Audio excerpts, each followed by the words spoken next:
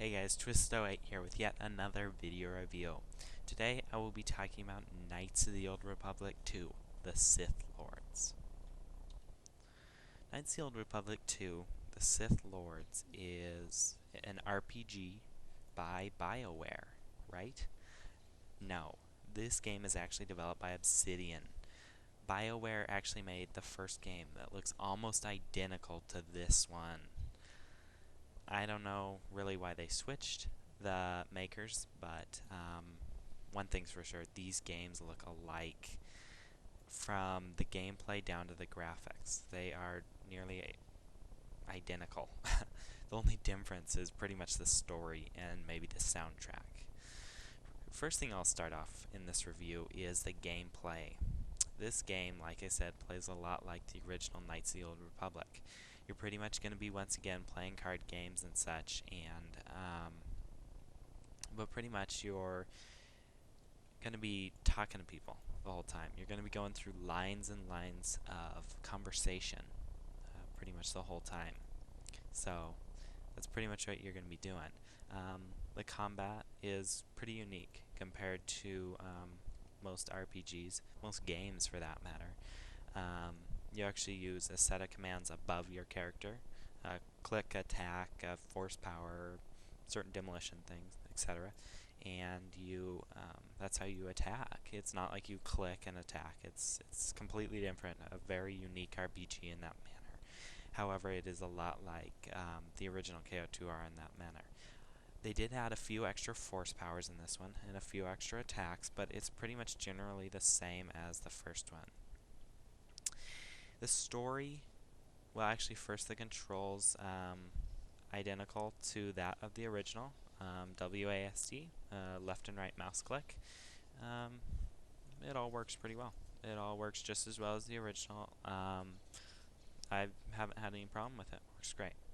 The story in Knights of the Old Republic 2 Sith Lords is even more engaging and deep than the first one. Only huge downside I would have with the story is it doesn't finish.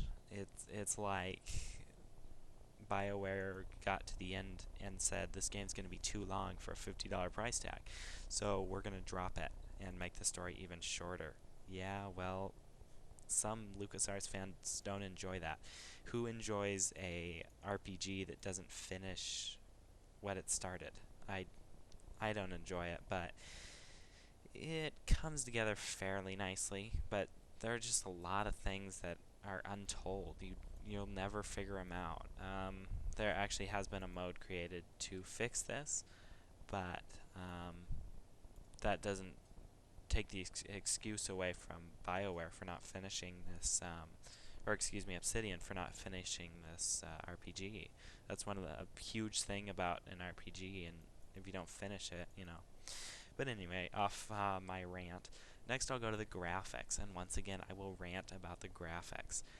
This game looks identical to the original Knights, except it runs way worse. They added a few blur effects and such, but for those blur effects they dropped the frame rate by 40 frames. It doesn't run very well, even on my system, and we're talking about even a couple-year-old game that's compared to a very old game that had a great graphics engine. I don't know. Obsidian must not have really thought gamers cared about the graphics engine, because they definitely didn't polish this one up. So that's a heavy downside.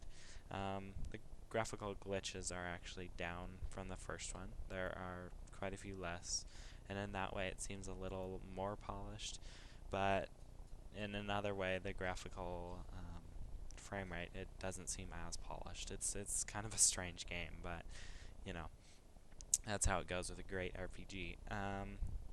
This game sounds excellent. I was just noticing earlier today how excellent the sound is in this game. The soundtrack's even better than the first one. I completely enjoy this sound a lot. It's great. It's awesome. For a LucasArts fan, or a fan of Star Wars music, it's awesome. However, if you don't like Star Wars music, you might want to pass this one up altogether, because there's a lot of Star Wars music in this game. This game's going to last you 60 hours. If, once again, you enjoy the gameplay, the attacks and stuff. If you enjoy that, this game's going to last you 60, 70 plus hours. You play through the different sides. You play through dark side, light side, female path, male path. It's going to last you forever. This is a great game, and it's huge. I did notice, however, the storyline, in saying that you will know pretty much all of it second time through. Your second playthrough, you might quit in the middle. With new games out and everything, you'll just think, well, I'd rather play this. It's just overly better than playing a game a second time through. You probably will notice that. But overly, this one gets a 10 plus for value. It's huge value. This game is quite a bit of fun, I would say. If you can get into the story, not look at the graphical frame rate, you have a pretty nice rig, you're gonna enjoy the game thoroughly. It will tick you off a bit at the end where the story cuts off, but overly, it's a fun game. For Star Wars fans, it's a great game. For RPG fans, you might feel like a little's missing, but you're pretty much going to feel like this is still a great game. You will enjoy it. Overall, Knights of the Old Republic 2, the Sith Lords would get an 8.3. It's definitely not as good as its predecessor, Knights of the Old Republic 1, and it's a pretty decent game at its own right.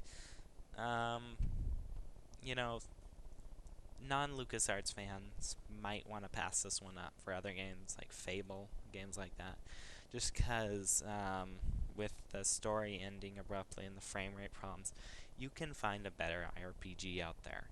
But if you are a Star Wars fan, you owe it to yourself to pick this one up. This is a great game in quite a few aspects. It's pretty awesome. So, I hope you enjoyed this video review. And for more honest, in-depth video reviews by Rogue Gamers, check out the review section at softhardware.net and give me feedback. Tell me what you guys think. Thanks, guys. Later.